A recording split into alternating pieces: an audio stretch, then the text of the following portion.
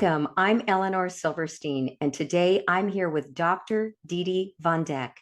She is going to be presenting at our upcoming Feldenkrais conference that is September 30th, October 1st and 2nd, 2022. And the title of her workshop is The Past, Present, and Future of Treatments for Back Pain. Dr. Von Deck, can you tell us why is this topic so fascinating? What will you be teaching? And a little bit history in that, because it's so different from way back to what we're doing now as to what's tying us into the future of treatment and how that ties into Feldenkrais. Sorry. Of course. Yeah, so I think that there's a lot of misunderstandings about back pain and the causes of back pain, what to do about back pain. There are so many different treatments, but I think that the biggest problem is that we don't really always understand what causes back pain. And then there's a question about whether that is necessary to really understand the reason. I think traditional Western medicine doesn't have a really good idea about what causes back pain. We look at MRIs now and we see something on the MRI and we often think, oh, this is what's causing the pain. But then people have surgery or they do all these interventions, injections, physical therapy, and they may still have pain. And sometimes the pain is not better. And the pain can be very debilitating to people's lives. Um, I think in some ways the MRIs may do us a disservice because people get this idea that they have a disc herniation and so therefore they must be careful with their backs and they can't move or they can't do things and they don't know what to do. And there are many treatments that are out there that are offered to people, such as, physical therapy. I do this. So I am actually an orthopedic surgeon, and I do not do spine There's a surgery. That's my disclaimer. But I see a lot of patients with back pain. I see patients who, before they have surgery, after they have surgery, or people who don't have surgery. And I refer patients to physical therapy, to get epidural steroid injections. I don't necessarily refer them for some of the newer injections, such as plasma-rich platelets or, platelet-rich plasma, PRP. There are other stem cells and things, but I certainly see people who've had those treatments. And even though this isn't a randomized controlled study, they're often not better, and then they limit their lives because they have this diagnosis or they have this pain. So I have found that also as a Feldenkrais practitioner, people need movement in their spine. They need movement in general. And I think Western medicine often makes people feel like they shouldn't be moving. And even if we tell them that they should move, they don't move. They go to physical therapy. They don't get better after 2 or 3 sessions. They stop. They know about chiropractic treatment. Sometimes insurances will cover their chiropractic treatment, so they do that. But then they're not necessarily able to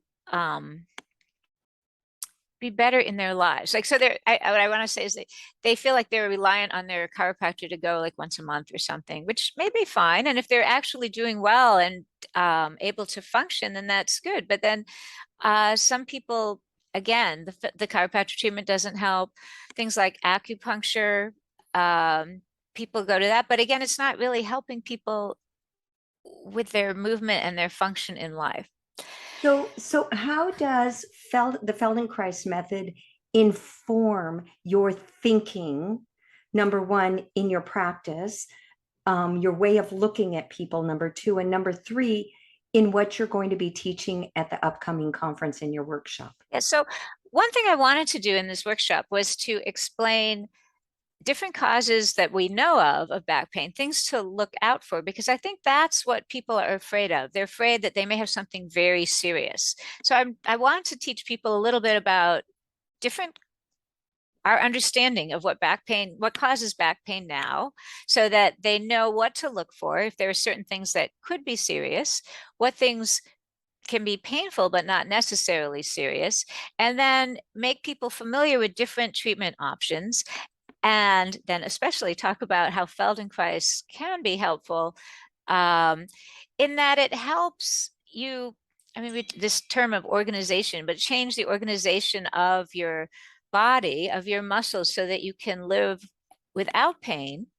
And it also gives you a way to find, it teaches you to find a way out of your pain so that you're not necessarily reliant on something outside of you to help you get rid of pain. I do see so many patients um, who really are limited in their mobility, and I think that that contributes to the pain. So they Mm. get a little pain, they don't move, and then um, Or they move funny around the pain. right, yes, exactly, right. Their muscles have adapted to prevent some of the pain, and then they do one small movement and the pain gets worse because their muscles aren't in a good organization, if you want to use that word. And so Feldenkrais is very helpful because, of course, it teaches you, it teaches your body, your mind, how to move without pain.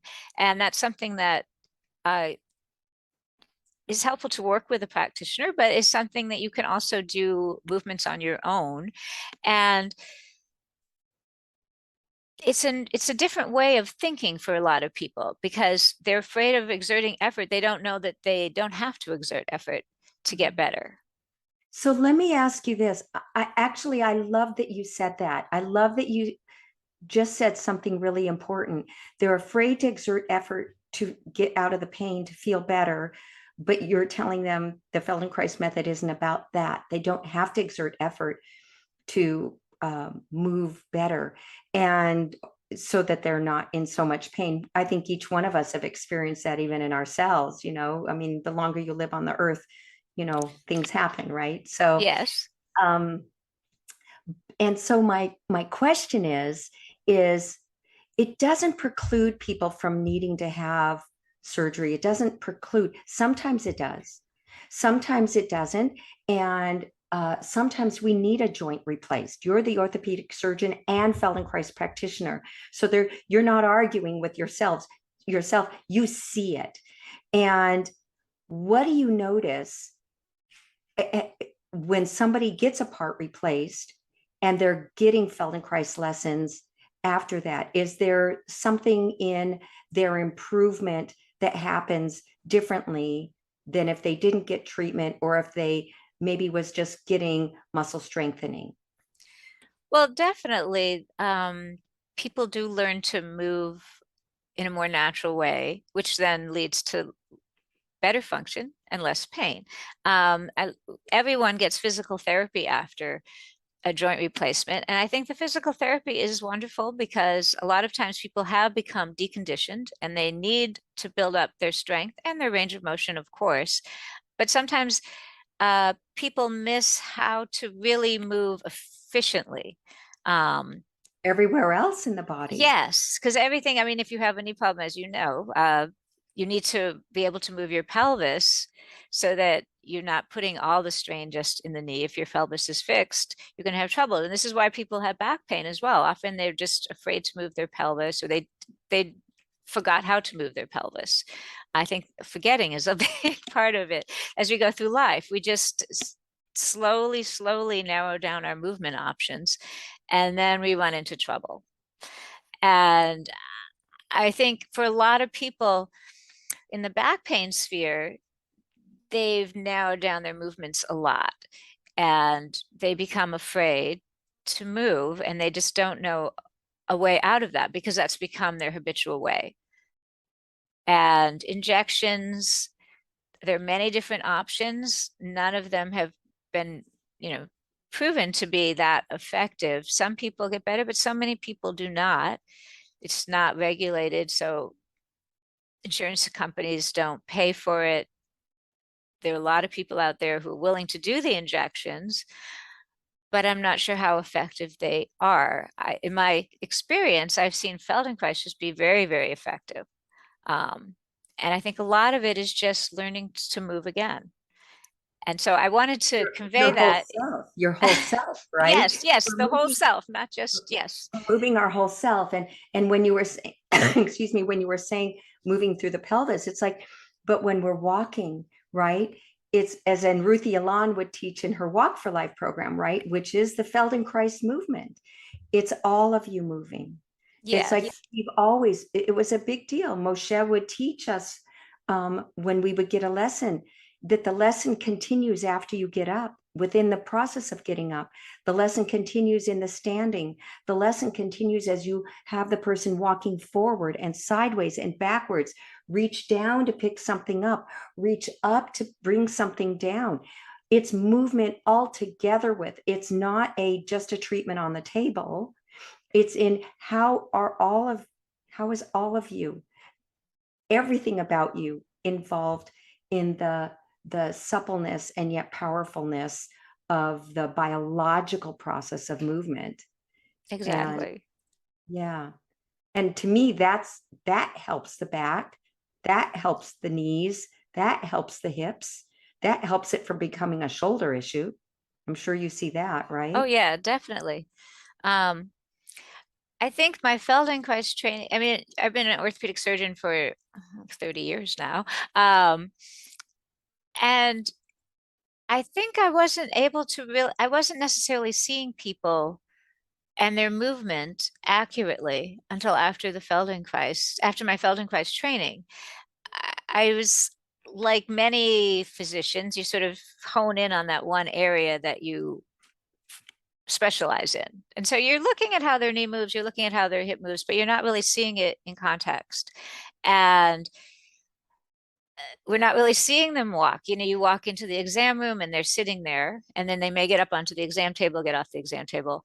And just even watching them walk out, it can be quite a shock at how differently things move or don't move. And people don't realize what they're not doing or what they are, you know, they don't realize what they're doing. And I think the Feldenkrais method is just so important because it can make people aware. I mean, that's what his goal was, but they become more aware of themselves, then they can change their movement and they So can get will out you of pain.